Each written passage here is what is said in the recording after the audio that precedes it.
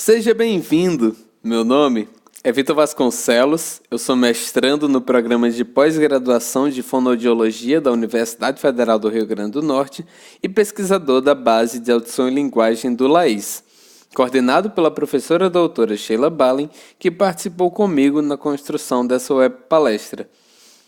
Hoje vamos falar sobre hábitos nocivos para a audição.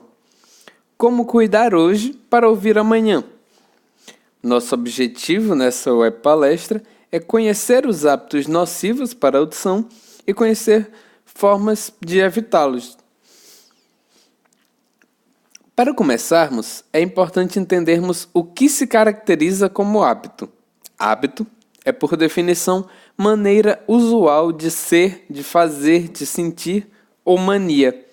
Ou seja, se alguém entra na academia hoje, passa 1 hora treinando com o peso adequado e só volta 2 semanas depois, essa pessoa não tem o hábito de frequentar a academia. Se, ao voltar 2 semanas depois, essa pessoa não tem muito tempo livre, ela resolve dobrar o peso e realizar todos os exercícios durante a metade do tempo, também não estará sendo beneficiada pela prática.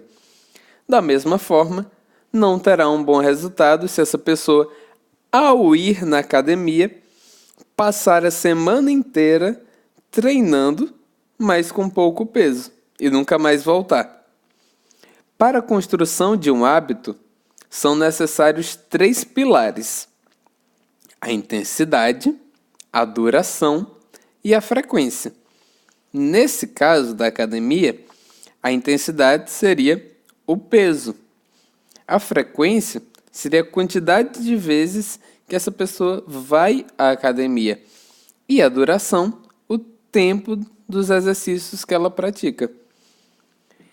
Então, vamos conhecer e correlacionar a frequência, duração e intensidade dos hábitos que podem prejudicar a audição?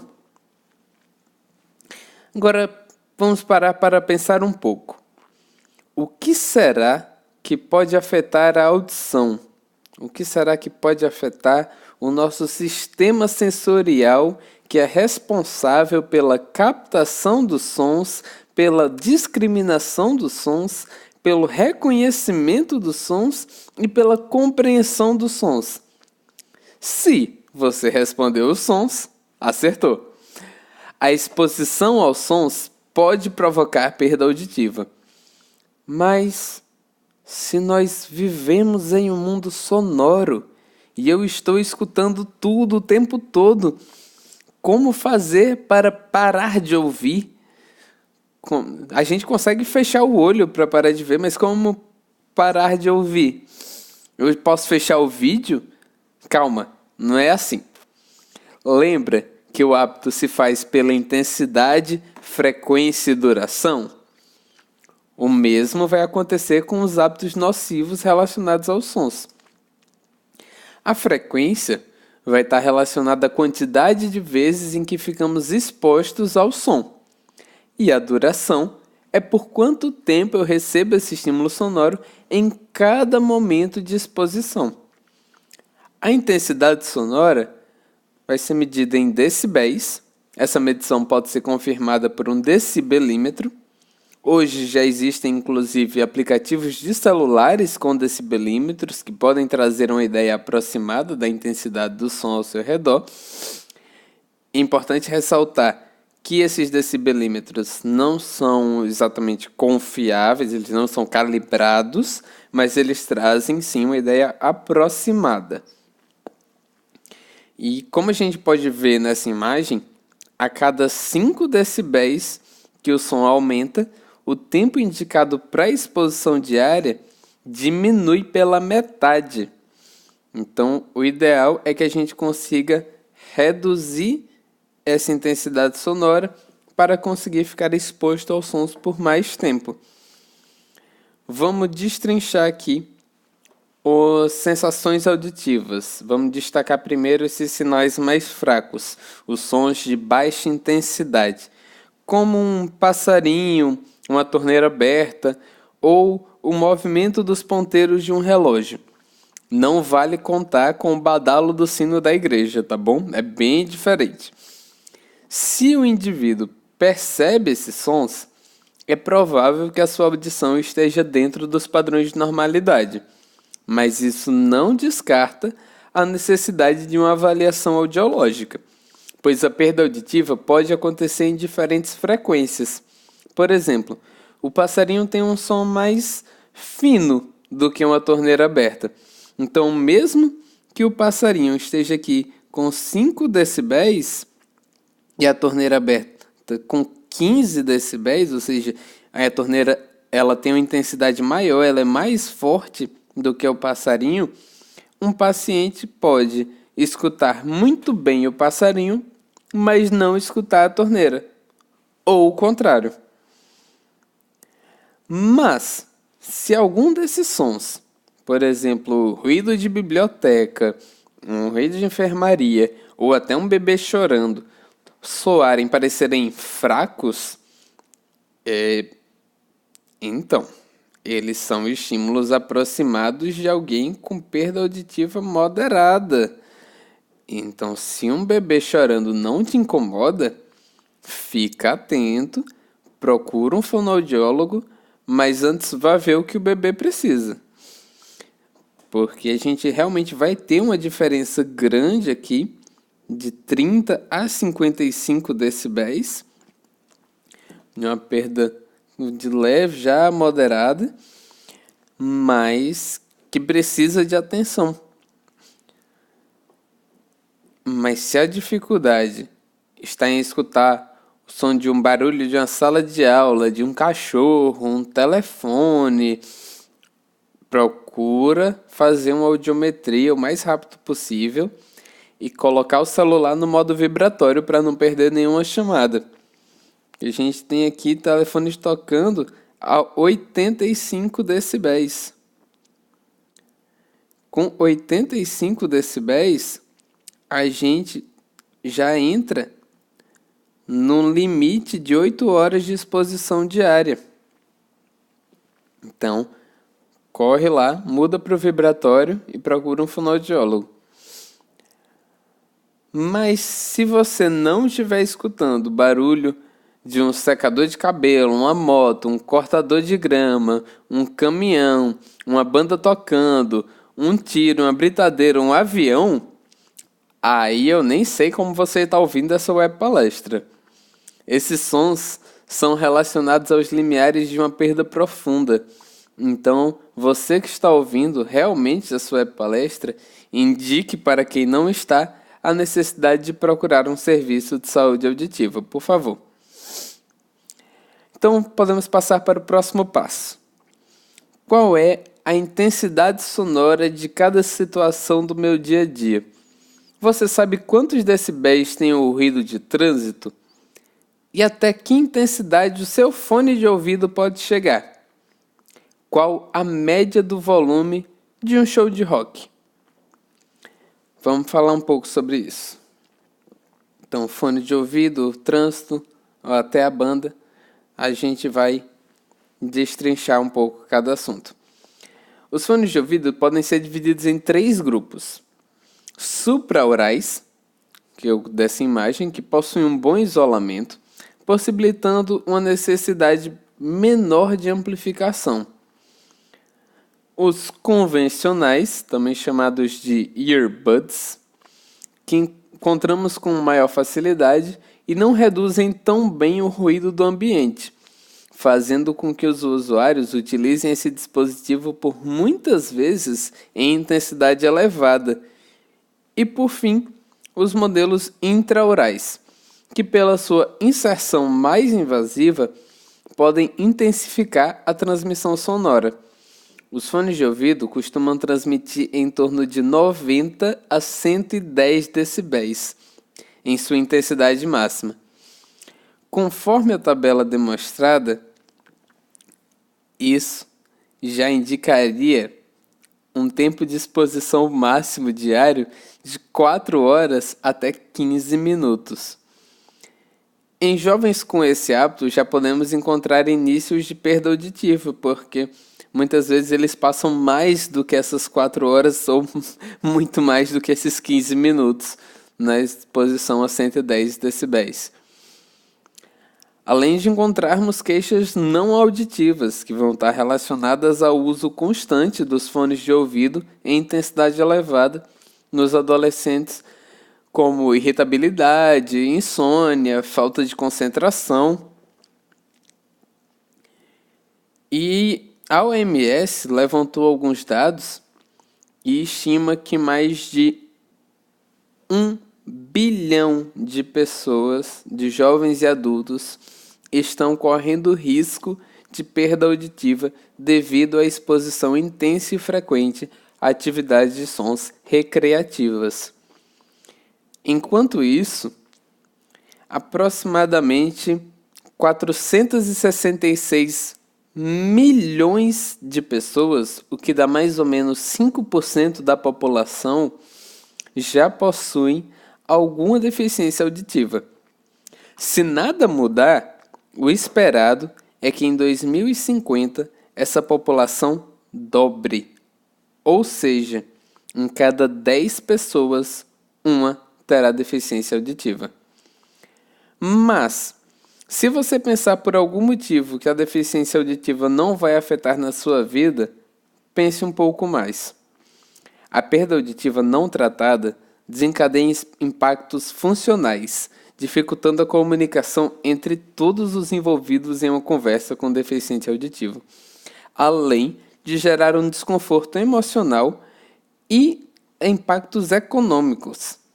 A estimativa da Organização Mundial de Saúde é de um custo de 750 bilhões de dólares, excluindo o uso da prótese auditiva, desde custos no setor de saúde até educacionais, e com retorno com menor produtividade em pacientes com perda auditiva, porque ainda é alto o desemprego do deficiente auditivo, e quando eles são empregados, a maioria fica em cargos inferiores ao da força de trabalho geral.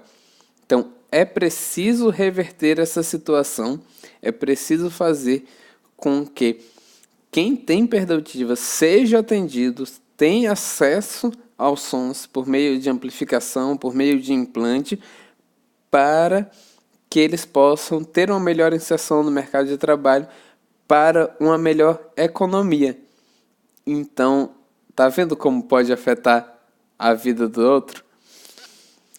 E pensando nesses dados, os engenheiros acústicos se juntaram a fonoaudiólogos para promover o INAD, o Dia Internacional de Atenção ao Ruído, que é realizado desde 2008, e esse ano trouxe como tema o cuidado com o uso de estéreos portáteis, ou seja, de fone, de rádio, de bolsa, com fones de ouvido. A campanha foi realizada em diversos países do mundo todo, visto que é uma questão de saúde pública a nível mundial e cabe a cada um de nós nos preocuparmos com o nosso bem-estar e com o de nossos próximos. Então, se da próxima vez que você escutar o que o seu amigo está ouvindo pelo fone de ouvido que está na orelha dele, não se esqueça de avisar. Afinal, quem avisa, amigo é. Dependendo do local de trabalho, também é possível que a sua audição esteja em risco. Mas calma, não precisa pedir para mudar de função ou nem pedir para sair. O ruído no trabalho pode variar bastante e é necessária uma análise dos riscos de trabalho em relação ao nível do ruído e outros agentes que podem ser nocivos à saúde auditiva. Da mesma forma, devem ser feitos exames periódicos nos trabalhadores expostos ao ruído, principalmente em ambientes como fábrica e indústrias, que são os mais propensos a ruídos elevados. O mais interessante é ser identificado e, quando possível, diminuído o ruído da fonte geradora. Quando não for possível, intervir no meio de propagação, no ambiente. Também pode auxiliar muito, mas, independente disso, em qualquer ambiente com ruído a partir de 85 decibéis, é necessário o uso de equipamentos de proteção individual. Nesse caso, dos protetores auriculares.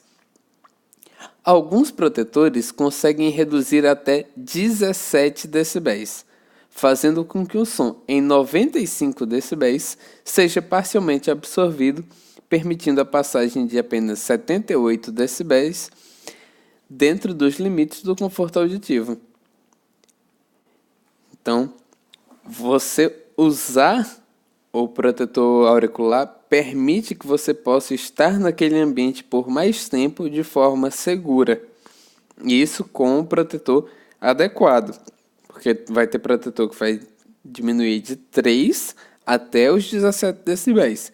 Então a equipe de saúde auditiva precisa analisar o ruído externo, a intensidade do ruído externo e o quanto ela precisa atenuar para chegar numa audição confortável. No trânsito, nós também estamos frequentemente expostos ao ruído.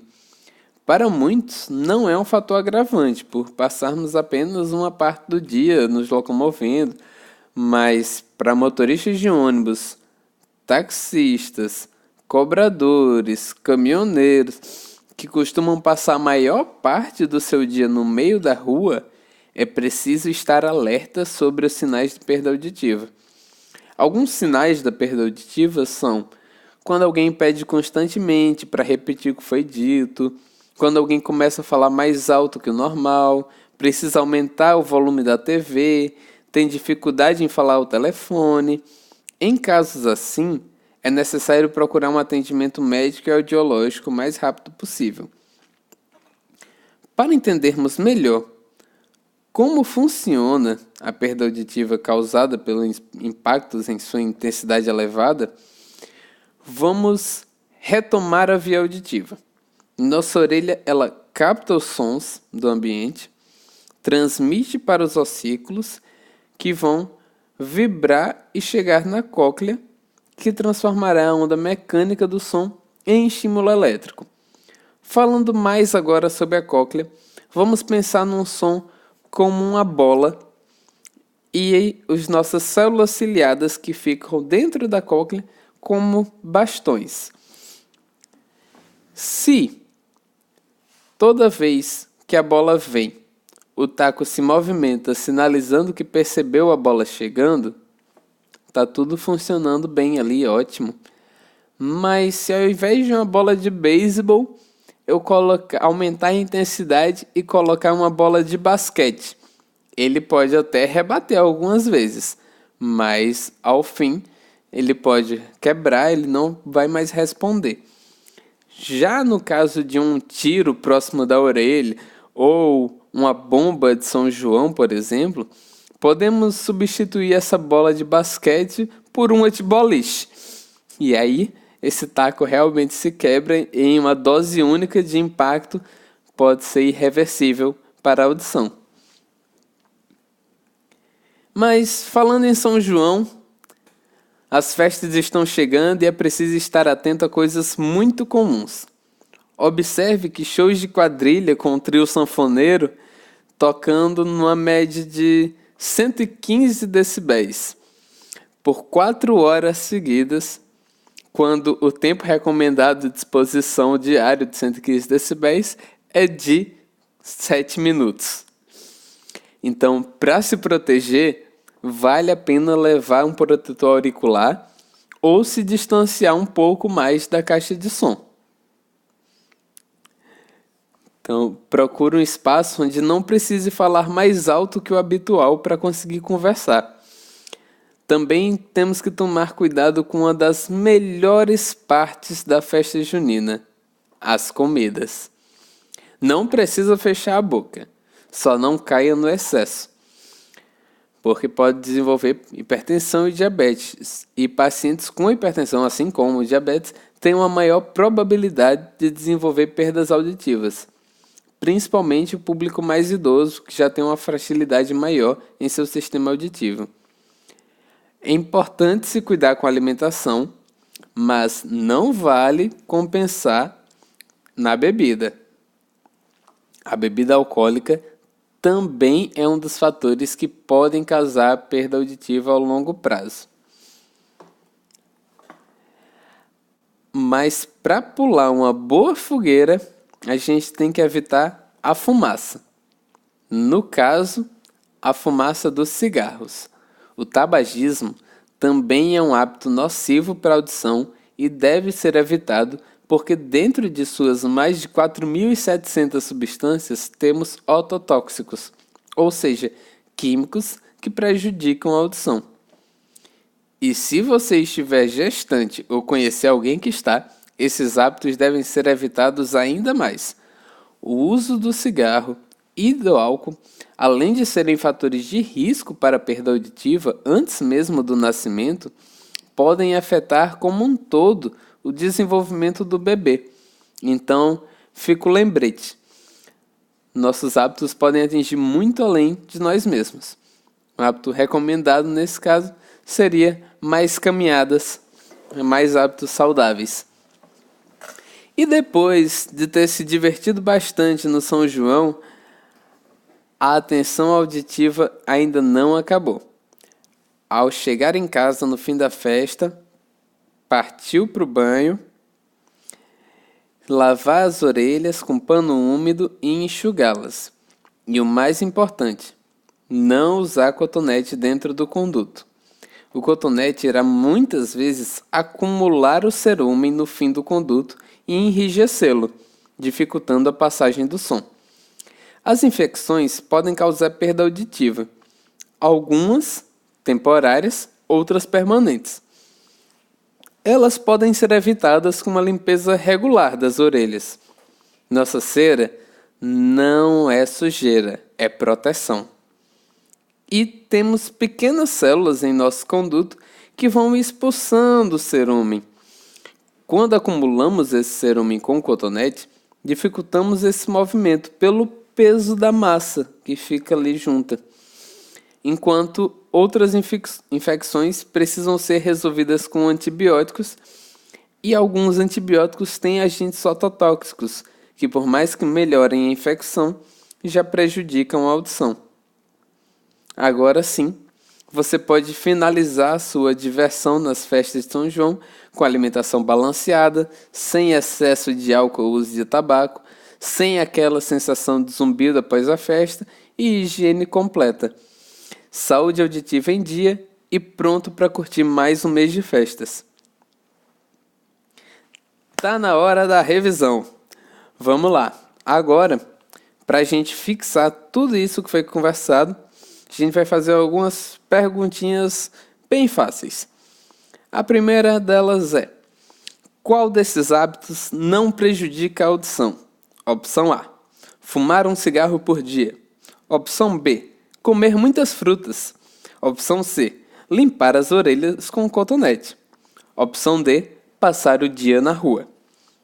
E, é claro, a resposta mais correta é comer muitas frutas. Não é um hábito prejudicial, muito pelo contrário, faz bem para a saúde no geral. E vale reforçar, o uso do cigarro vai fazer mal não só para você, não prejudica a audição somente do fumante, como das pessoas ao redor, principalmente em crianças. O uso do cotonete pode gerar infecções, pode acumular a cera e vai só causar uma perda auditiva condutiva às vezes, então também não é indicado. E passar o dia na rua vai te trazer uma exposição ao trânsito contínuo, que pode ser um ruído impactante a longo prazo. Próxima pergunta: qual desses sons pode ser escutado diariamente sem prejudicar a audição? Então nós temos aqui a opção A, britadeira, opção B, tiros, opção C, um cachorro latindo e opção D, o trânsito. Então, A opção mais correta é tan, tan, tan, tan, tan, cachorro latindo. Cachorro latindo chega a 65 decibéis. É um som já em intensidade um pouco mais alta que o convencional, até que há algumas falas, mas não chega a ser tão impactante para o nosso sistema auditivo, como a britadeira ou um tiro que chegam a 120, 130 decibéis. Então, nesse caso, o menor som seria o cachorro que a gente consegue aguentar, o cachorro do vizinho ali latindo todo dia, não faz mal para a audição. Terceira pergunta. O que constrói um hábito? Opção A. Força, dedicação e tempo. Opção B. Frequência, costume e coragem. Opção C. Apoio, vontade e intensidade. Opção D. Duração, intensidade e frequência. E é claro que a resposta mais correta é duração, intensidade e frequência. Então, força, dedicação, costume, coragem, apoio e vontade também é necessário para a gente sair daquela rotina e criar um novo hábito, mas para a definição do hábito é necessário que a gente tenha a duração, a intensidade e a frequência estável.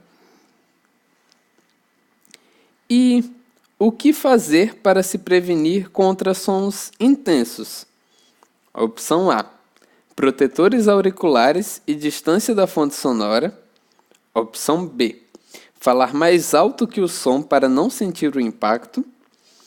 Opção C. Não é necessário se prevenir de sons intensos, eles não prejudicam. Opção D. O uso do álcool inibe a sensação auditiva. Então, a mais correta aqui é a A. Falar mais alto que o som para não sentir o impacto, além de não evitar nada com relação à audição, ainda pode te trazer problemas de voz. Então não é nem um pouco indicado. E é claro que é necessário se prevenir de sons intensos, então nem tem muito o que comentar sobre essa opção C. E o uso do álcool inibe a sensação auditiva? Um pouco. O uso do álcool ele inibe a percepção, nossa noção auditiva. Então, eu às vezes falando, acho que falo um pouco mais baixo do que falo mais alto quando estou ébrio, quando bebi, e isso pode gerar um desconforto, tanto auditivo ao redor, como vocal. Então também são duas questões aqui que podem trazer problemas de voz. Ou falar mais alto e usar o álcool como estratégia para evitar o som intenso. Não faça, por favor. Então, espero que vocês tenham gostado. Essas foram as referências utilizadas. E espero que vocês tenham conhecido mais sobre os hábitos e como evitá-los. Muito obrigado e por acompanharem até aqui. E até a próxima.